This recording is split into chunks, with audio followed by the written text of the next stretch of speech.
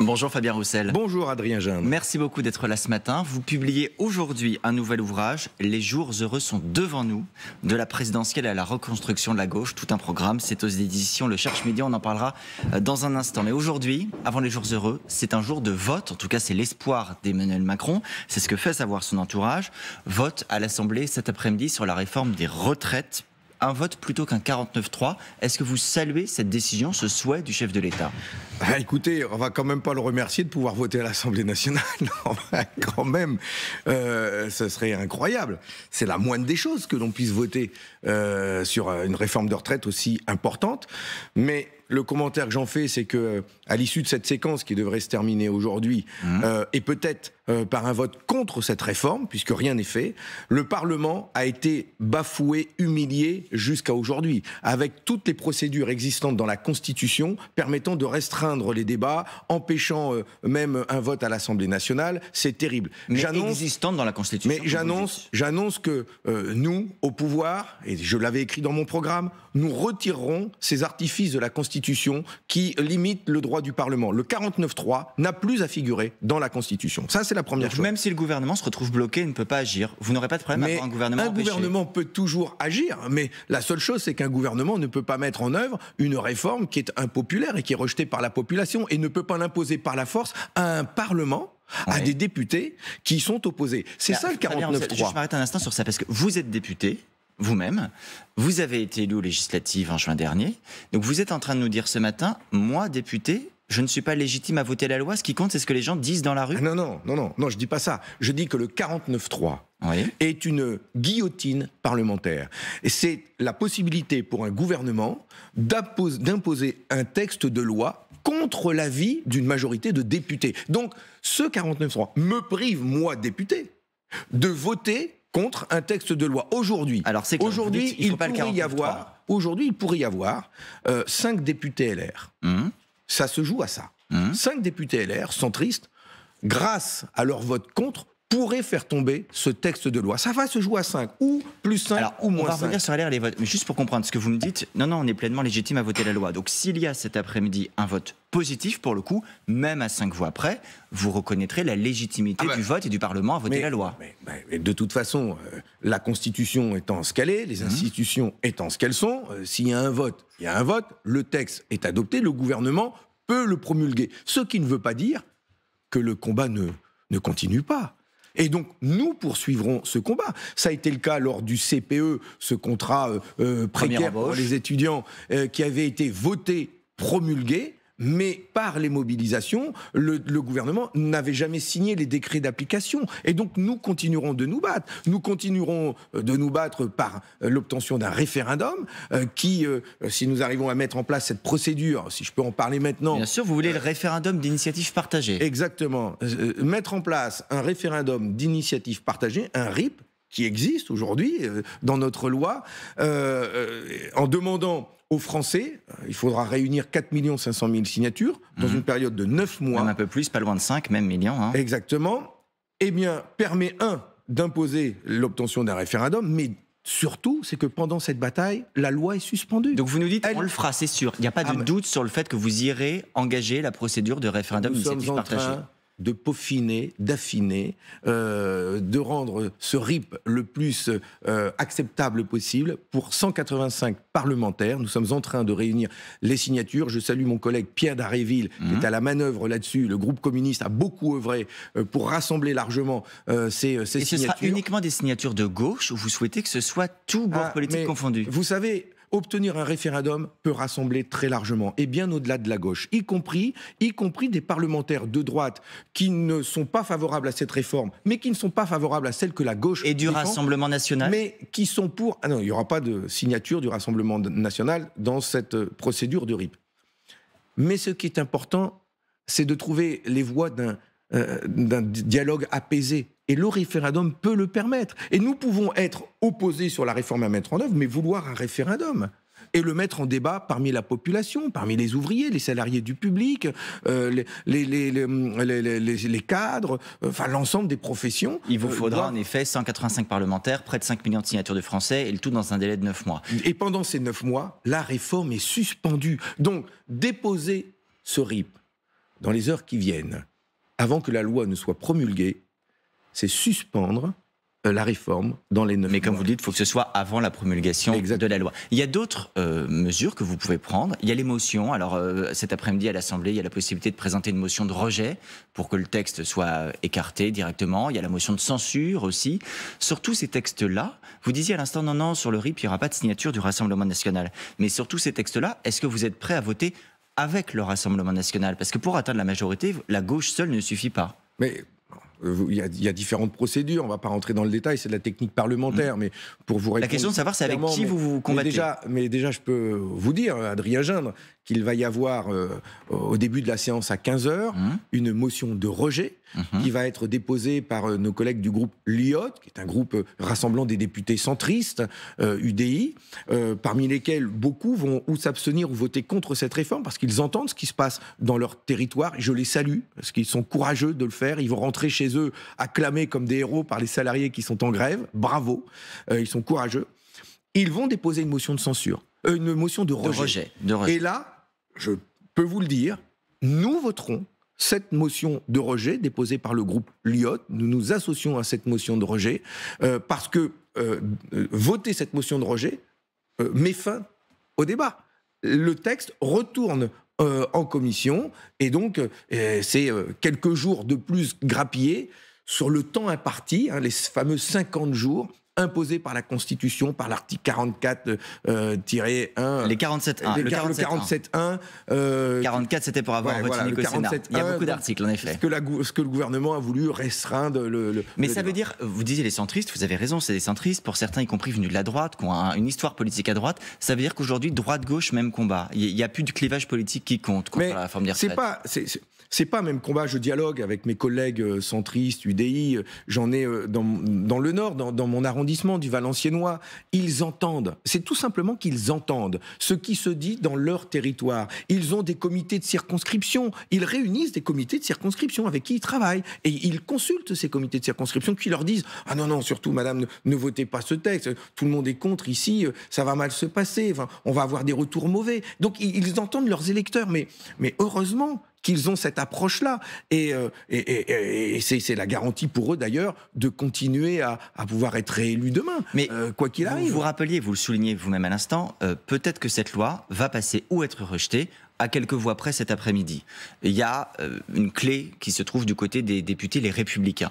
Pour beaucoup d'entre eux, ils ont fait campagne, ils ont porté la parole d'une candidate à la présidentielle qui défendait une réforme des retraites, et même à 65 ans, voire au-delà. Vous leur dites en fait aujourd'hui, renoncez à votre parole, oubliez votre constance en politique, mais vous êtes inconstant en politique. D'abord, la droite a toujours souhaité, défendu une réforme des retraites libérale, allongeant l'âge de départ des Français en retraite. Mais cette réforme qui est là n'est pas la leur. C'est celle du président de la République. Et d'ailleurs, ils ont bagarré pour la transformer. Alors Bruno Retailleau au Sénat dit c'est notre réforme, c'est la réforme du Sénat. C'est le président des sénateurs. Mais d'autres ne disent pas ça. Et c'est pas ce qu'ils ont défendu dans leur propagande électorale. C'est la raison pour laquelle je leur dis à ces députés issus des Républicains, mais faites-vous respecter. Enfin, vous êtes les porteurs d'eau du gouvernement, de M. Macron. Vous êtes leur béquille, leur supplétif. Mais faites-vous respecter. Mais quelle est votre légitimité demain en tant que parti de droite? Vous voulez présenter un candidat à la présidentielle en 2027? Mais pourquoi? Vous travaillez pour M. Macron, vous faites voter la réforme centrale de son quinquennat et vous pensez que derrière, vous pouvez exister, avoir une parole forte. Mais faites-vous respecter, faites-vous entendre. Fabien Roussel. Justement, vous n'êtes pas d'accord avec cette réforme, vous trouvez qu'elle ne va pas assez loin ou qu'elle n'a pas assez de contenu social. J'y mets des guillemets, mais opposez-vous à cette réforme, défendez la vôtre. Fabien Roussel, que vous, à la tête du Parti communiste, qui avait toujours été contre cette réforme, vous votiez contre cet après-midi, c'est l'incarnation de la cohérence. On vous donne le point. Les Républicains, ils ont défendu l'inverse. Est-ce que vous ne croyez pas que ça contribue à la prise de distance de certains Français avec la politique, de se dire on a des élus qui nous disent tout et son contraire, un jour ils défendent la retraite à 65 ans, le lendemain ils vont voter avec les communistes contre la retraite à 64 ans. Ils ne votent pas avec les communistes, puisque si les bulletins sont mélangés dans l'urne, le contenu que l'on donne à chaque bulletin a une autre saveur, il faut l'entendre et le reconnaître quand même. Mais ce qui va détourner les Français de la politique, fortement, et ça c'est ma crainte pour demain, c'est si cette réforme est adoptée, y compris avec quelques voix. et je ne remets pas en cause sa légitimité, il va y avoir une fracture profonde entre les Français et les responsables politiques, parce que cette réforme est majoritairement rejetée et malgré tout, elle est imposée. Vous croyez, vous aussi, comme Laurent Berger l'a dit, comme certains leaders de gauche le disent, Marine Tondelier sur ce plateau il y a quelque temps, qu'in fine, c'est le Rassemblement national qui sort gagnant de cette séquence-là ? Mais non, mais il faut arrêter de dire ça, c'est pas vrai. D'ailleurs, aujourd'hui, ceux qui sortent gagnants, ce sont les responsables syndicaux, c'est l'intersyndicale, Monsieur Martinez, Monsieur Berger et les autres, les organisations de jeunesse qui ont organisé avec dignité des mobilisations fortes, apaisées, solidaires, généreuses. Les paysans que j'ai vus hier à Versailles, ils sortent grandis. Les forces de gauche ont participé à ces rassemblements. Nous avons organisé des meetings, nous avons bataillé à l'Assemblée nationale et au Sénat aussi, avec force, avec des excès que nous avons partagés pour certains, mais au final... Les excès de la France insoumise en particulier, c'est ce que vous faites allusion. Au final, l'alternative, le changement de société, le changement de gouvernement, nous allons l'incarner. C'est mon souhait. C'est de pouvoir proposer aux Français un changement de société, revenir à la retraite à 60 ans, garantir des départs anticipés pour les carrières pénibles ou longues. Donc vous ne croyez pas au risque RN ? Ah non, je pense au contraire que les responsables syndicaux comme les responsables de gauche, nous sortons renforcés auprès de l'opinion, car nous avons été avec eux. Le Front National, le Rassemblement National n'a pas défendu d'amendement pendant cette réforme de retraite. Ils ont été absents au Parlement, ils sont absents des manifestations. Madame Le Pen n'a pas de mots assez durs contre les syndicats à chaque fois qu'elle trouve saccageant le pays. Elle veut s'en prendre à notre modèle social. Pire, je ne sais même pas comment elle finance la sécurité sociale, puisque son discours, c'est de supprimer les cotisations sur les salaires. Elle augmente les salaires en supprimant les cotisations. Mais les cotisations, c'est la base de la Sécu. Et donc, ce sera quoi demain ? C'est une assurance privée ? C'est de la capitalisation ? Donc, Fabien Roussel, des Madame Le Pen, c'est un modèle libéral. Vous-même, vous proposez une retraite à 60 ans. On est très loin d'être capable de financer aujourd'hui une retraite à 60 ans. Dans le livre qui est publié aujourd'hui, je parle beaucoup de cette réforme des retraites. Je parle d'ailleurs, j'annonce déjà ce qui va se passer avec M. Macron. Je raconte que je l'ai rencontré, on s'est parlé dans l'entre-deux tours. Après, je raconte le risque de fracture démocratique importante. Je montre aussi que nous avons des propositions pour financer une réforme de retraite, pour financer le progrès social, la justice sociale. Monsieur Adrien Gindre, nous sommes riches. La France est extrêmement riche. Nous avons un PIB qui a été multiplié par 4 en 40 ans. Cette richesse, c'est la nôtre. La richesse de la France, ce sont les hommes et les femmes qui les produisent. C'est d'abord une richesse humaine. Ces richesses, nous voulons tout simplement reprendre la main dessus et les mettre au service du progrès social, au service du développement humain. Il faudra malgré tout faire des choix entre la transition écologique, l'école, la santé, les retraites. On ne peut pas dépenser pour tout. Tout cela doit aller de pair. Investir dans l'école et la santé, c'est garantir à nos enfants d'avoir les meilleures formations, de pouvoir demain travailler à la transition écologique. Investir dans la santé, c'est avoir des hommes et des femmes en bonne santé pour pouvoir participer à la vie du pays et à son redressement. Enfin, tout ça va ensemble. La question, c'est reprendre la main sur les richesses que nous produisons. Nous en avons beaucoup et nous voulons les mettre au service du développement humain et du défi climatique. Fabien Roussel, vous dites, on a des propositions, on sort avec les syndicats renforcés de cette séquence. Le président de la République fait planer la menace d'une dissolution de l'Assemblée nationale. Son entourage disait hier soir, tous les schémas institutionnels sont possibles. Est-ce que vous souhaitez une dissolution de l'Assemblée nationale ? J'y crois pas du tout. J'y crois pas du tout, parce que le gouvernement a plus à perdre, excusez-moi, et à mon avis, enfin c'est pas à mon avis, les représentants de M. Macron qui voteraient cette réforme des retraites, s'il y avait une dissolution demain, c'est exit dehors, ils seront pas réélus. Alors vous n'y croyez pas, mais est-ce que vous le souhaitez ou pas ? Je vais vous dire, moi, mon souhait aujourd'hui, mon objectif aujourd'hui, c'est que dans les heures qui viennent, cette réforme des retraites soit battue. Et je regarde les choses étape par étape. Si la réforme des retraites est battue cet après-midi, on verra bien ce que décide le président de la République. Et s'il décide d'une dissolution, j'y crois pas. On se mettra dedans. Et puis on se battra. Et on va montrer que la gauche représente une alternative. Tous ensemble. Je me battrai pour qu'il y ait l'union de la gauche. Vous vous battrez, mais vous ne demandez pas cette dissolution. Mais c'est parce que c'est pas l'actualité. Et si demain, et si là, cet après-midi, les députés LR, contre leurs électeurs, votent cette réforme des retraites, le combat continue. Et nous aurons je le souhaite, 9 mois pour obtenir un référendum par une pétition, un RIP que nous souhaitons mettre en œuvre. Il y a aussi la rue. Hier, c'était la 8e journée d'action, avec une mobilisation qui était en nette baisse par rapport à mardi dernier. Je vous donne les chiffres. 480 000 manifestants en France d'après le ministère de l'Intérieur, 1,7 million d'après la CGT. Est-ce que c'est une déception? Est-ce que c'est le début de la fin de la mobilisation sociale? Pas du tout. D'ailleurs, je rends hommage aux éboueurs qui tiennent bon, avec dignité. Ils gagnent peu, ils font un métier difficile et aujourd'hui, ils poursuivent leur mouvement de grève. Vous savez, quand on fait grève... Le préfet de police a annoncé son intention de réquisitionner des agents municipaux de la capitale de Paris pour ramasser les déchets. Je vais aller les soutenir, moi, et on verra si ils viennent les réquisitionner. Je leur souhaite bon courage d'aller réquisitionner des éboueurs qui font un métier si difficile. Ils n'ont qu'à le faire eux-mêmes, les fonctionnaires qui donnent ces ordres de réquisition, les ramasser les poubelles, ces hauts fonctionnaires là, qui disent le préfet de police, il a qu'à aller les ramasser les poubelles. Et puis il verra ce que c'est que d'allonger de 2 ans l'âge de départ en retraite. Qu'est-ce que vous voulez dire que les éboueurs ne respecteront pas, n'obéiront pas à l'ordre de réquisition du préfet s'il est donné? Je ne parle pas à leur place, je vais les voir ce matin, justement. Je vais me préoccuper de leur situation, je vais les écouter.